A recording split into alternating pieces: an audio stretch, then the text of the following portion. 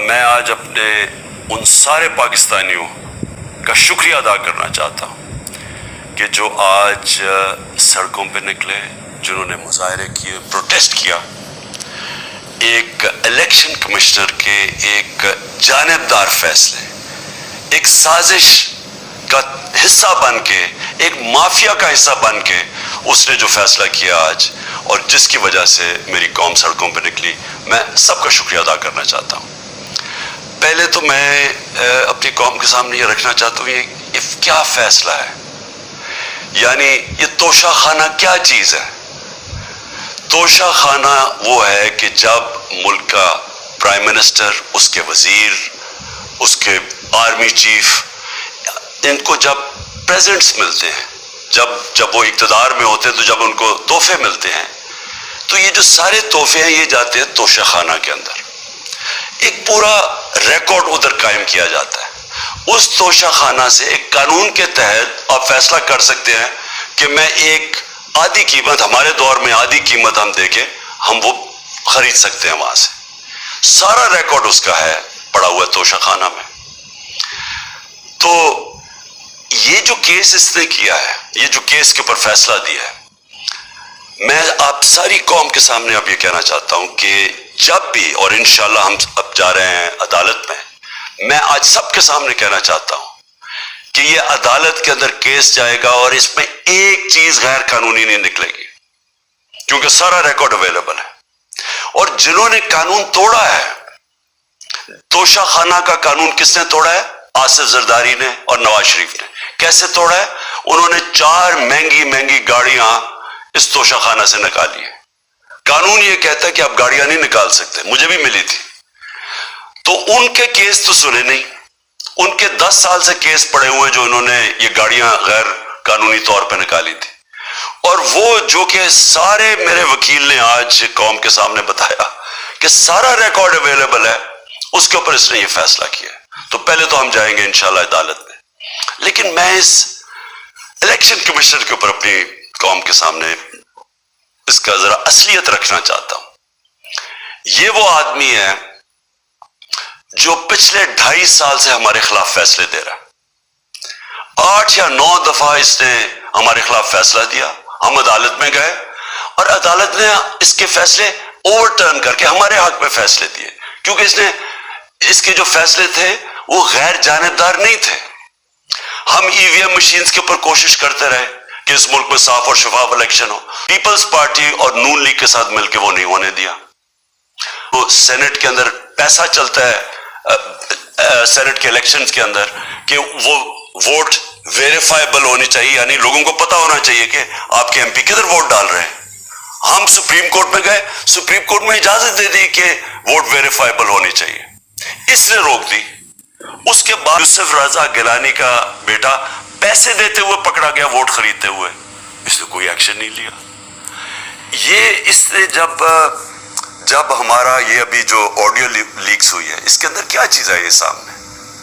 Audio leaks میں یہ سامنے آئی کہ نون لیگ کے ساتھ بیٹھ کے یہ فیصلے کر رہا تھا کہ کون سے حلقے ہمارے کمزور ہیں اور کدھر PDM کی ووٹ جو تھی ہمارے حلقوں سے دگنی تھی۔ اس نے ان کے ساتھ بیٹھ کے فیصلے کیے۔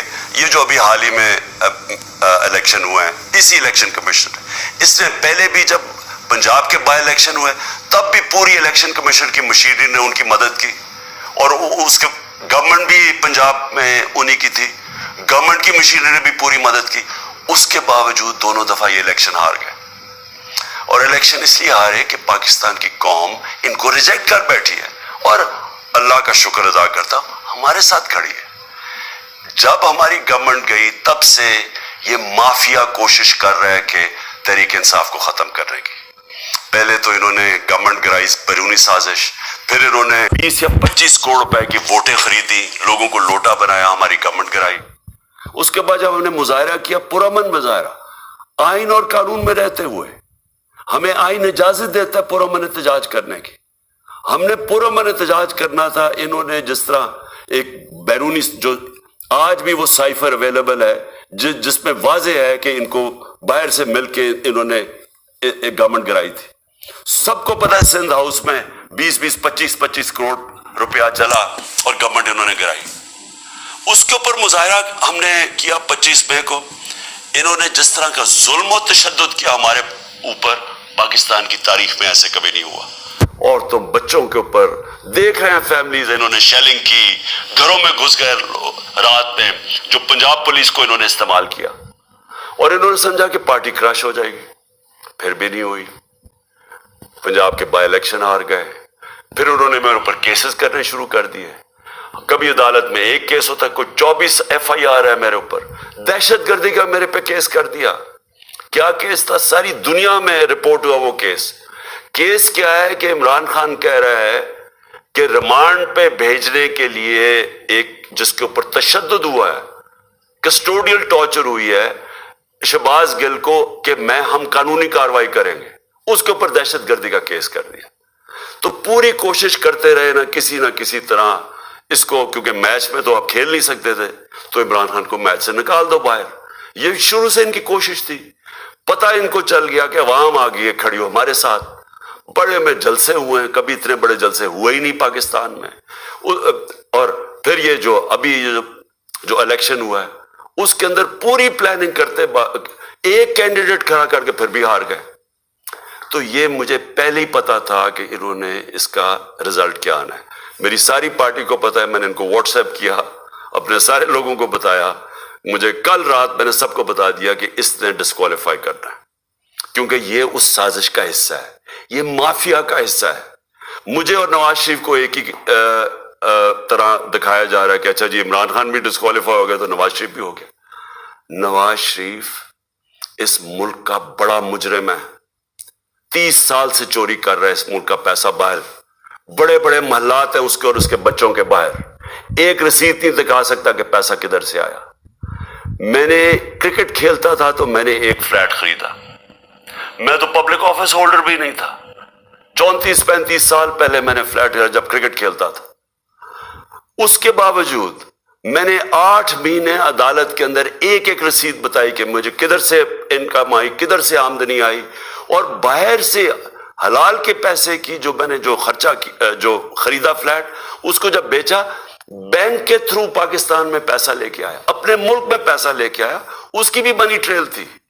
अल्लाह अदालत ने मुझे सादिक और अमीन का, और मुझे मुकाबला उस आदमी से कर रहे हैं जो अरबों रुपए की प्रॉपर्टीज लेके बैठा हुआ है। कभी कोई झूठ बोलता है कि जी मुझे कतरी खाद के जी कतरी ने पैसे दे दिए, कभी वो कहता है ये है वो जरा है, वो फेल हो जाता है। वो बेटी कहती है मेरे लंदन तो छोड़ो पाकिस्तान में कोई प्रॉपर्टी नहीं है, और फिर प्रॉपर्टी निकला। यानी जो बता ही नहीं सकते कि इस मुल्क से बाहर अरबों रुपए की प्रॉपर्टीज है, और उसको और मेरे साथ कर रहे हैं कि जी आप दोनों डिस्क्वालीफाई हो गए।